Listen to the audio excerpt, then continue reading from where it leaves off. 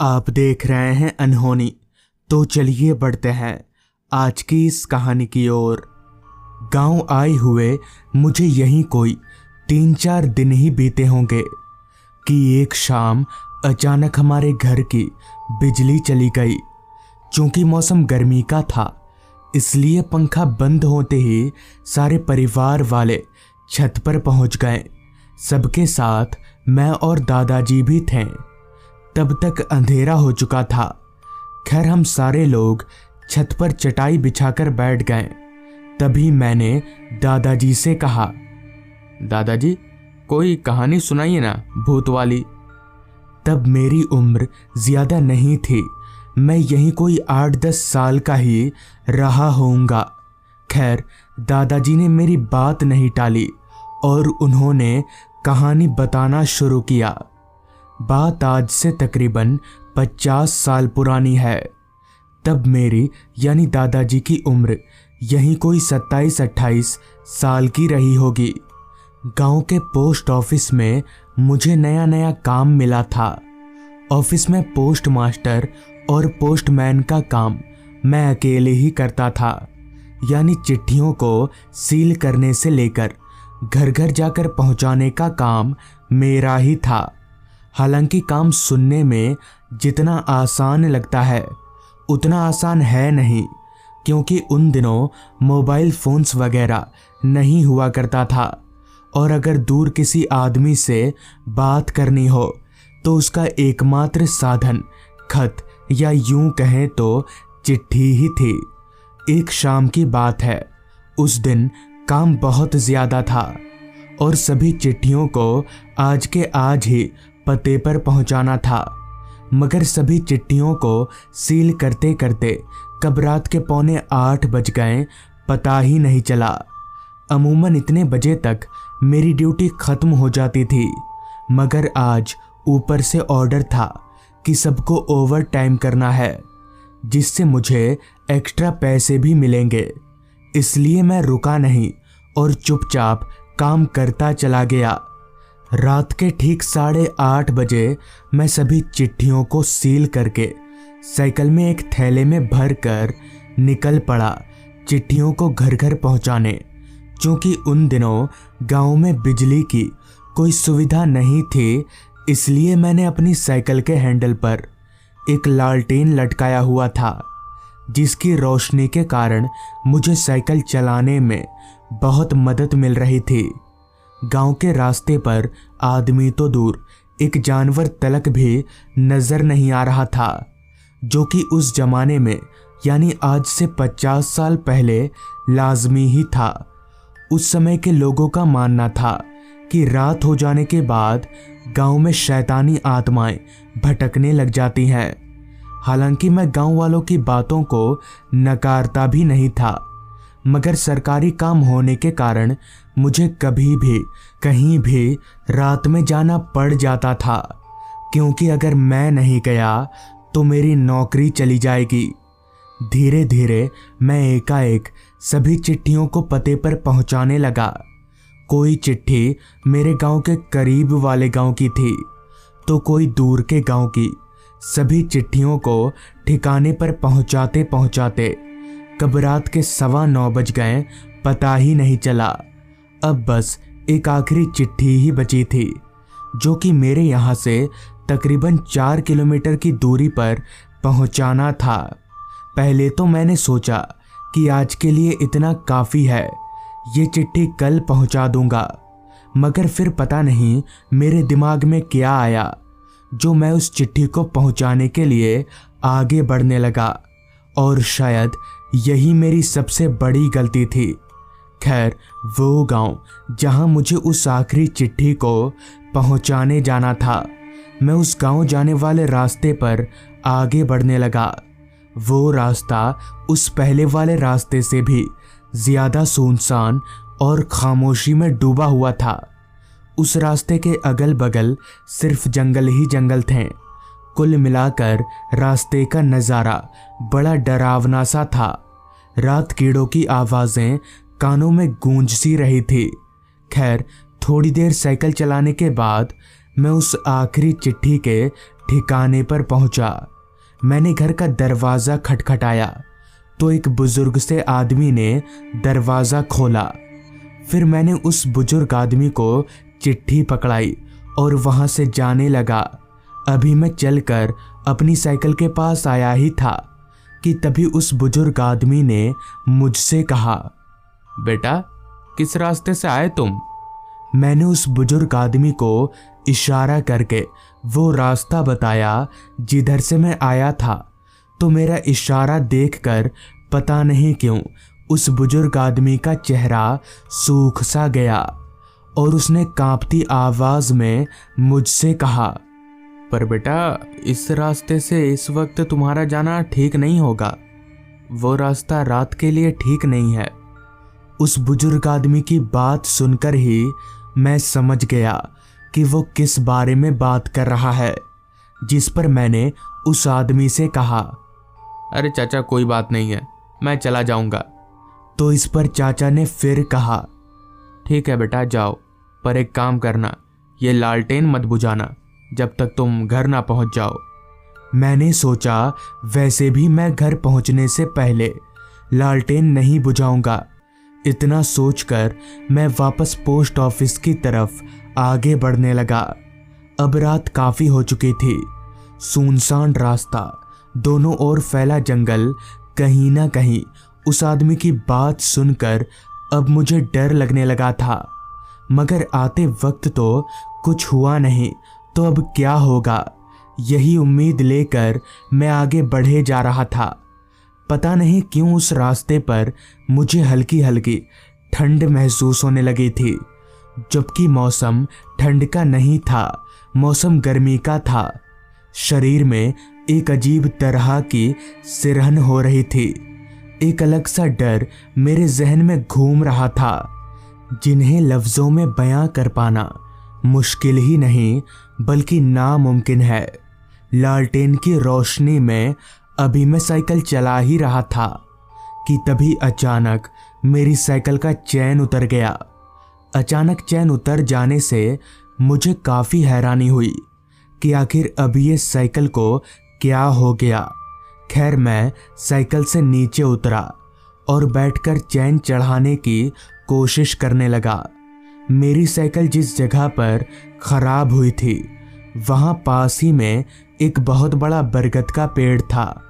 खैर मैं लालटेन की धुंधली सी रोशनी में चैन चढ़ाने की कोशिश करने लगा, मगर लालटेन की रोशनी इतनी कमज़ोर थी कि मुझसे चैन चढ़ाया नहीं जा रहा था।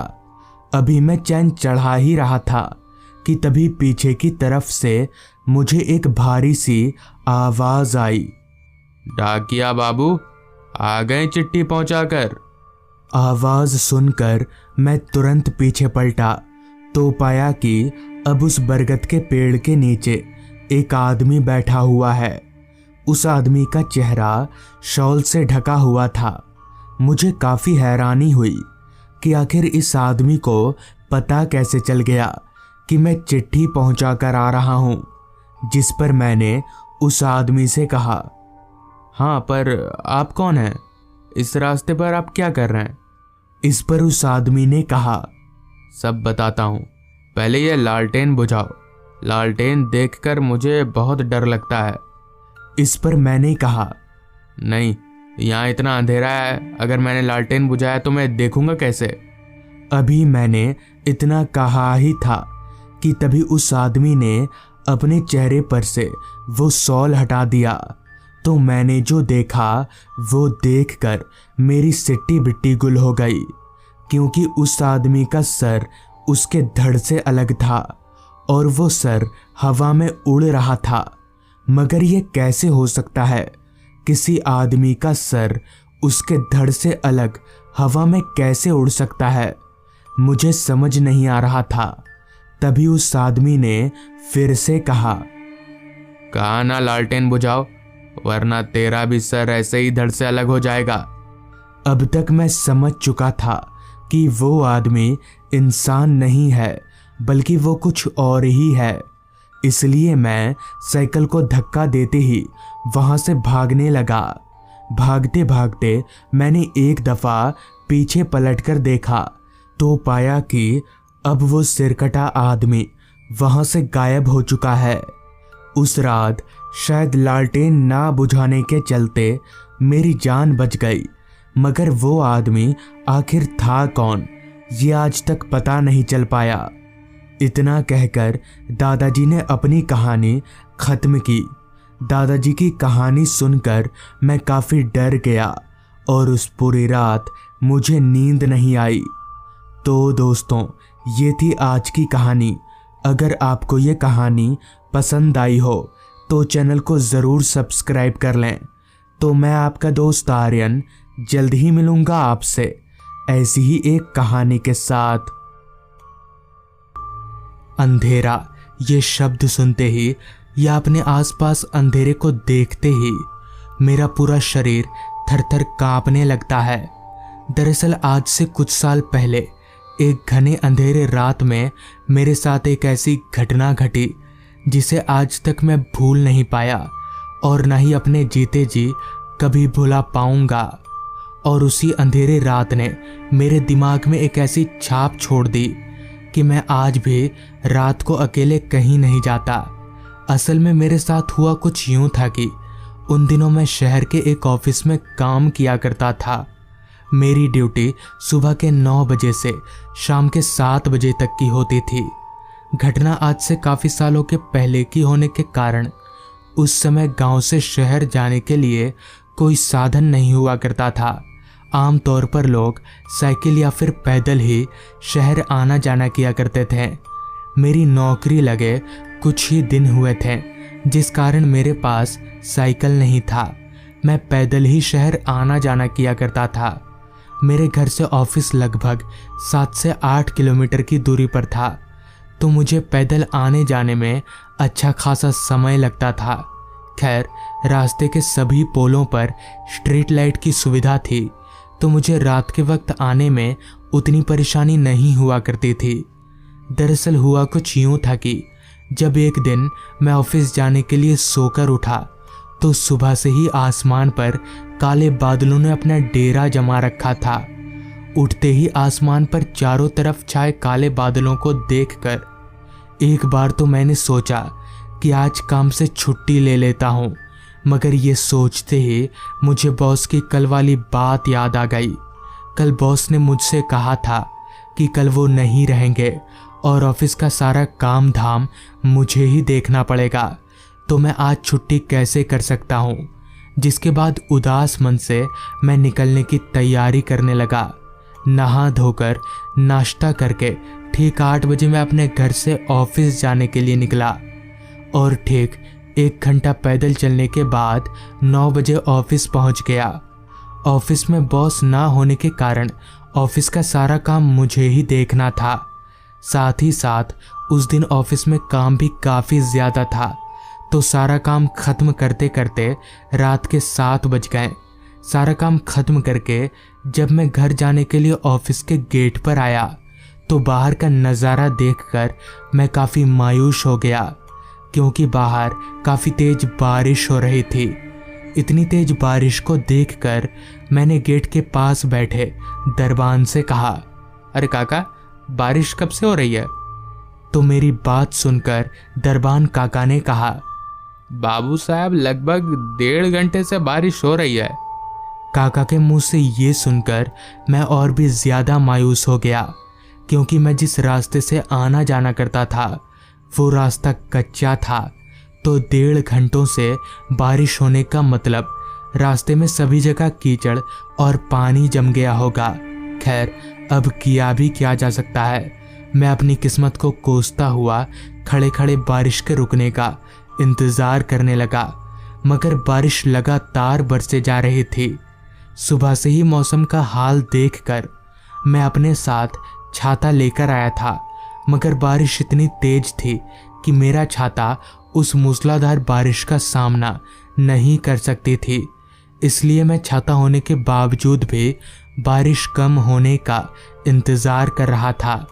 और ठीक आधे घंटे बाद बारिश की रफ्तार थोड़ी कम हुई, तो इसी का फ़ायदा उठाकर मैं फटाफट से छाता खोलकर ऑफिस से बाहर निकला और दरबान काका को आता हूँ बोलकर घर की तरफ आगे बढ़ने लगा। बाहर का माहौल एकदम अंधेरे में डूबा हुआ था। साथ ही काफी देर से बारिश होने के कारण बिजली भी गुल थी, तो माहौल और भी ज्यादा अंधकार में डूब गया था। खैर, मैं किसी तरह अपने छाते को संभालता हुआ घर की तरफ आगे बढ़ने लगा। करीब 15 मिनट पैदल चलने के बाद मैं शहर के रास्ते से अलग गांव के रास्ते पर पहुंचा, तो हर बार की तरह ही किशोरी काका की चाय की दुकान खुली हुई थी। मैंने हर रोज घर जाते समय उनकी दुकान पर चाय पीकर जाता था, मगर उस दिन मौसम का हाल देखकर मुझे चाय की दुकान पर रुकना ठीक नहीं लगा। लेकिन शायद मौसम को और मेरी किस्मत को यह गवारा नहीं था, क्योंकि दुकान के आगे से एक कदम बढ़ाते ही झिमझिमाती बारिश ने वापस से मूसलाधार का रूप ले लिया। वो भी इतनी तेज कि मेरा छाता वापस से बेकाबू सा होने लगा। लिहाजा मुझे बारिश से बचने के लिए चाय की दुकान का सहारा लेना ही पड़ा। मैं दौड़कर किशोरी काका के चाय की दुकान के शेड के नीचे चला गया, तो शेड के नीचे खड़े होते ही किशोरी काका ने मुझे गर्मा गर्म चाय पीने को दिया और मैं भी बारिश के इस मौसम में गर्मा गर्म चाय की लुत्फ उठाने लगा। दुकान के शेड के नीचे खड़े खड़े 2 घंटे बीत गए, मगर बारिश अभी भी रुक नहीं रही थी कि तभी किशोरी काका ने कहा, विक्रम, लगता है आज बारिश नहीं रुकेगी, मैं भी अब दुकान बंद करूंगा। किशोरी काका की बात सुनकर मैंने अपनी नज़र घड़ी की ओर घुमाई, तो वक्त हो रहा था रात के 11 बजे का। अब किया भी क्या जा सकता था, मुझे बारिश में भीगते हुए ही घर जाना पड़ेगा। जिसके बाद मैं किशोरी काका को आता हूँ बोलकर घर की तरफ आगे बढ़ने लगा, तो मेरे दुकान से निकलते ही किशोरी काका ने झट से दुकान बंद कर दिया। अब दूर दूर तक पूरे माहौल में मैं अकेला ही रह गया था। गांव के रास्ते पर अंधकार तो इतना फैला हुआ था कि मुझे अपने हाथ तलक भी दिखाई नहीं पड़ रहे थे। साथ ही सुनसान माहौल में झिमझिमाती बारिश मुझे एक ऐसा अनुभव करा रही थी जिसे मैं अपने लफ्ज़ों में बयां नहीं कर सकता। अभी मैं आगे बढ़ ही रहा था कि तभी अचानक एक बच्चा पीछे से दौड़ता हुआ मेरे आगे आ गया। तो उस बच्चे को इतनी रात गए बारिश में इस सुनसान रास्ते पर भीगता देख मुझे काफ़ी हैरानी हुई कि भला ये बच्चा इतनी रात गए इस सुनसान रास्ते पर क्या कर रहा है। तो इस पर मैंने उस बच्चे से कहा, अरे बेटा, तुम इतनी रात गए इस बारिश में क्या कर रहे हो? मगर मेरे सवाल का उस बच्चे ने कोई जवाब नहीं दिया। फिर मैंने दोबारा इसी सवाल को उस बच्चे से पूछा, लेकिन इस बार भी उस बच्चे के कान में जू तक ना रेंगी। तो इस बार मैं आगे बढ़कर उस बच्चे के कंधे पर हाथ रखा, तो उस बच्चे के कंधे पर हाथ रखते ही मैं चौंक गया, क्योंकि उस बच्चे का शरीर बर्फ के समान ठंडा था। मगर यह कैसे हो सकता है? किसी इंसान का शरीर इतना ठंडा कैसे हो सकता है? अभी मैं ये सोच ही रहा था कि तभी वो बच्चा अचानक मेरी ओर मुड़ा। तो मेरी ओर मुड़ते ही उस बच्चे का चेहरा देखकर मेरे शरीर में खून की जगह करंट दौड़ने लगा और मेरे हाथ पैर कांपने लगे, क्योंकि उस बच्चे का चेहरा किसी इंसान का नहीं बल्कि जानवर का था और उसके मुंह से खून भी टपक रहा था। इतना सब देखने के बाद मैं समझ गया कि ये कोई बच्चा नहीं बल्कि भूत है और अब मैं एक बड़ी मुसीबत में फंस चुका हूँ और शायद अब ये भूत मुझे मार डालेगा। फिर भी मैंने हिम्मत नहीं हारी। मैं हिम्मत जुटाकर वहाँ से भागने लगा। मैं अपनी मौत को अपने पीछे पाकर काफ़ी रफ्तार से भागे जा रहा था। भागते भागते मैंने अपनी नज़र एक दफ़ा पीछे घुमाई, तो पीछे वो शैतान हवा में उड़ते हुए मेरी तरफ आ रहा था। अब मैं अपने जीने की उम्मीद खो चुका था और मैंने अपने आप को मरा हुआ मान लिया था कि तभी उस भूत ने हवा में उड़ते हुए मेरा गला पकड़ लिया और मेरा गला इतनी ज़ोर से पकड़ा कि मैं हिल तिलक नहीं पा रहा था, कि तभी मुझे ढूंढते हुए मेरे घर वाले वहाँ आ गए। तो मेरे घर वालों के आते ही वो भूत हवा में धुआं हो गया। तो इस तरह से उस रात मैं मरते मरते बचा। तो दोस्तों, ये थी आज की कहानी। अगर आपको ये कहानी पसंद आई हो तो चैनल को ज़रूर सब्सक्राइब कर लें। तो मैं आपका दोस्त आर्यन जल्द ही मिलूँगा आपसे ऐसी ही एक कहानी के साथ।